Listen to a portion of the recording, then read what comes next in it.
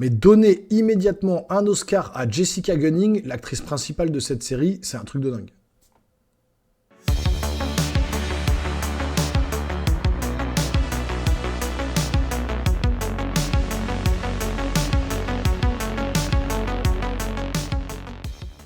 Bonjour les amis, bienvenue sur la chaîne. Aujourd'hui, on va parler de la série qui défraye la chronique, qui est en train de faire un carton sur Netflix.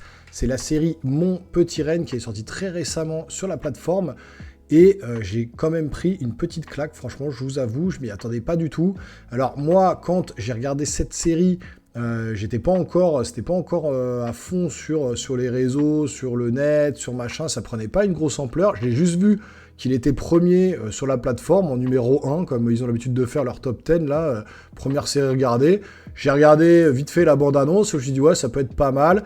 Une mini-série en plus, enfin, c'est cool, une mini-série de 7 épisodes qui dure à peu près 30 minutes, donc je l'ai binge-watché, j'ai regardé les 7 épisodes d'un coup, alors je crois que j'en ai regardé 5 et 2 le lendemain, donc quand même j'ai été assez vite. Et enfin, ça fait du bien, j'en ai marre, moi, des séries qui sont en 12 saisons, de 25 épisodes d'une heure.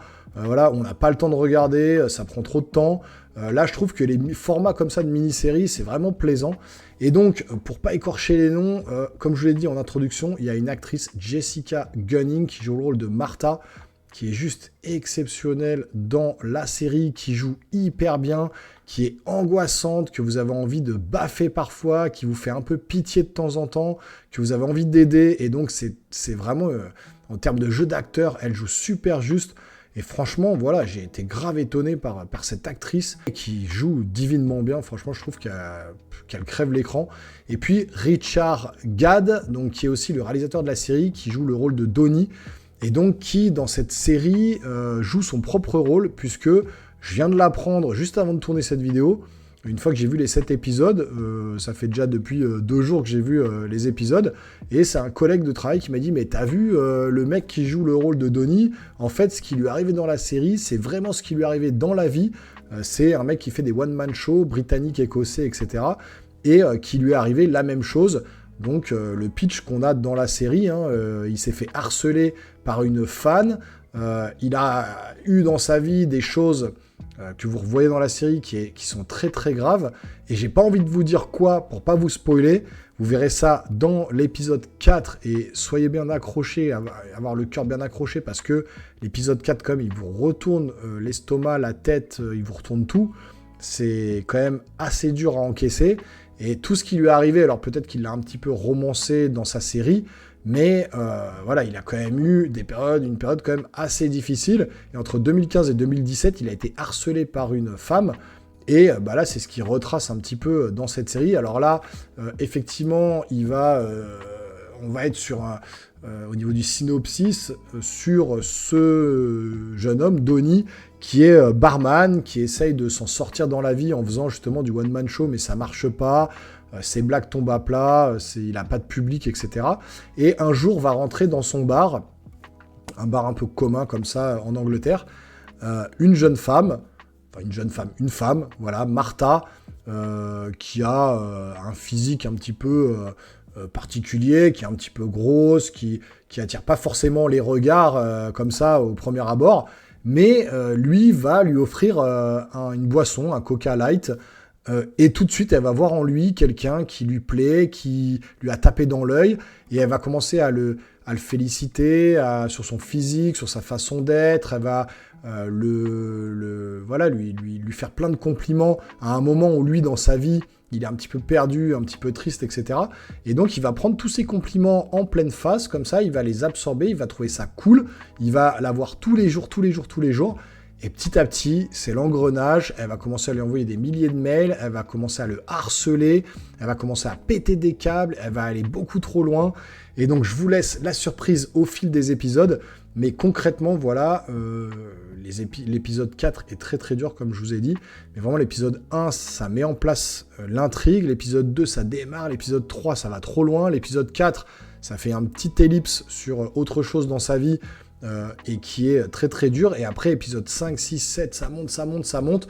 Franchement, j'ai vu des critiques où les gens, et j'ai vu des collègues aussi qui m'ont dit « Ouais, j'ai regardé le premier épisode, j'ai regardé le deuxième, j'ai pas été embarqué, j'ai arrêté, ça me plaît pas. » Moi, franchement, je vous le dis tout de suite, j'ai été embarqué dès le début.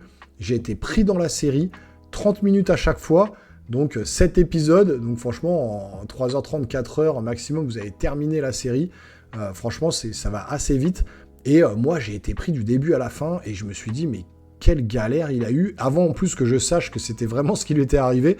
Eh ben, bordel, franchement, chapeau à ce monsieur hein, qui s'en est sorti, mais waouh, quoi. Même lui, hein, en tant que réalisateur et qui joue son propre rôle en tant qu'acteur, il joue très très bien la comédie. Donc je le connaissais pas avant, on l'avait jamais vu dans d'autres séries. Il fait des one-man shows, donc il a gagné certains prix justement humoristiques, etc. Donc je pense que il a percé dans le métier, ce qui n'est pas trop le cas dans la série. On voit qu'il est en galère, etc., qu'il perce un petit peu sur la fin, mais il est en galère. Donc vous verrez au fur et à mesure. Mais vraiment, voilà, c'est tout le sel de cette série se fait au niveau de l'ambiance. Parce qu'au niveau de la réalisation, on est sur quelque chose d'assez classique, on est vraiment sur quelque chose de très londonien, on est voilà, sur quelque chose de très british, on est en Angleterre, c'est un Écossais qui vient justement essayer de gagner sa vie en Angleterre. Donc on a vraiment les codes de l'Angleterre, on se retrouve vraiment plongé au sein de Londres et compagnie.